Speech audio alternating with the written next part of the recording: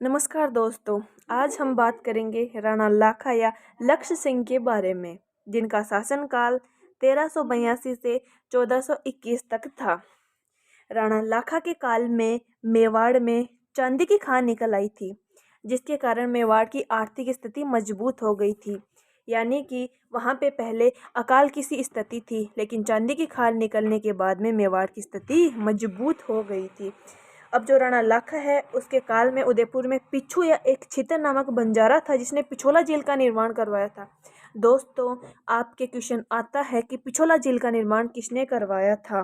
तो पिच्छू या फिर छितर नामक एक बंजारा था, जिसने पिछोला झील का निर्माण करवाया था।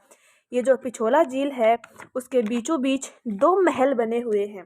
पहला है जग मंदिर और दूसरा है जग निवास। ठीक है दोस्तों, झील के किनारे गलकी नामक नटनी का चबूतरा बना हुआ है। दोस्तों, ये भी क्वेश्चन आता है कि गलकी नामक नटनी का चबूतरा कहाँ और किस झील के किनारे बना हुआ है?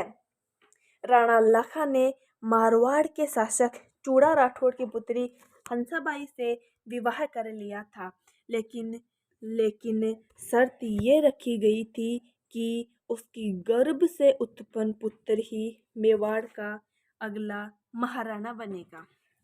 इस समय जो है, चूड़ा सिसोदिया ने गद्दी पर न बैठने की शपथ ली थी। इसके कारण चूड़ा सिसोदिया को मेवाड़ का भीष्म पितामह कहा जाता है।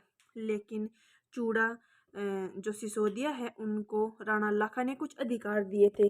भाई कि तुम गद्दी पर नहीं बैठ सकते, लेकिन फिर भी तुम राजा के पुत्र हो, तो तुम्हें कुछ अधिकार तो दिए जाएंगे। तो उन्हें कुछ अधिकार दिए गए। इसमें पहला अधिकार आता है दोस्तों कि उन्हें हरावल में रहने का अधिकार दिया गया। अब सवाल ये आता है दोस्तों कि ये हरावल क्या होता है?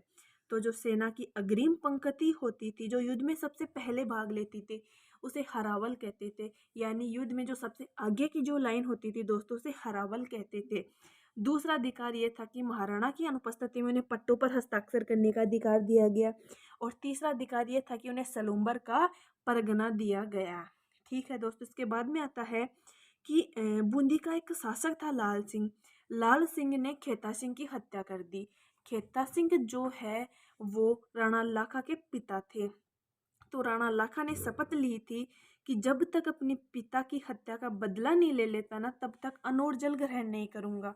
लेकिन यह जब बूंदी के किले को नहीं जीत पाता है, तो क्या करता है दोस्तों, एक मिट्टी का किला बनाता है और उस पर विजय प्राप्त कर लेता है। अब सवाल ये आता है कि जब ये कांड हो रहा होता है, तो उस समय बूंदी का शासक कौन था? दोस्तों, दैट इज़ वेरी इंपॉर्टेंट। उस समय जो बूंदी का शासक था, वो हमीर देव हाड़ा था। थैंक यू दोस्तों, आज के लिए इतना ही।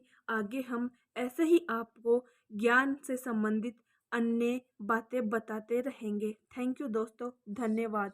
Like share and subscribe my channel. Thank